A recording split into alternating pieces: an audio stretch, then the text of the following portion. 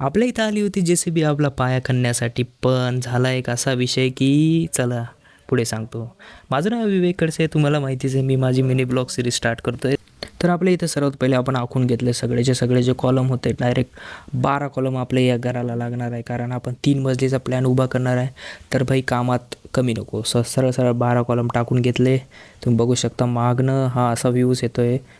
आणि हे बघा, हा इथे एक कॉलम असणार, इकडे असे 3 कॉलम एका लाईनीला असणार, आणि समोरचे 2, आणि सेंटरला एक आखायचा बाकी. आणि ही आहे आपली बोर. याचा व्हिडिओ अजून आलेला नाही, लवकरच मी टाकतो. तर हे आले आपले आजोबा गावावरनं. यांना आम्ही बोलवलं होतं आपल्या भूमिपूजनासाठी. यांच्या हस्ते आपण आपलं भूमीचं पूजन करून घेतले. हे आहे माझे आईवडील, सगळे मस्त खुश होते. आणि इथं मम्मीने ते प्रसाद आणि ते रीतिरिवाज केले सगळे. आणि मस्त इथं वारं चालू होतं आणि थोडा थोडा पाऊस येत होता. त्यातच आम्ही आपलं भूमिपूजन पार पाडलं. जे पण निधी वगैरे असतात त्या सगळ्या पूर्ण केल्या.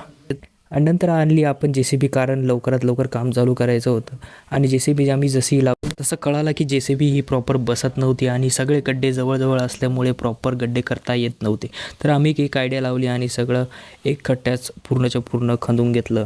तर सगळे एक साईड खदली होती, पण एक साईडला आपल्याला खूप जास्त हार्ड असं स्टोन लागला, कारण आपल्याला माहिती आहे आपण राहतो डोंगराळ एरियामध्ये.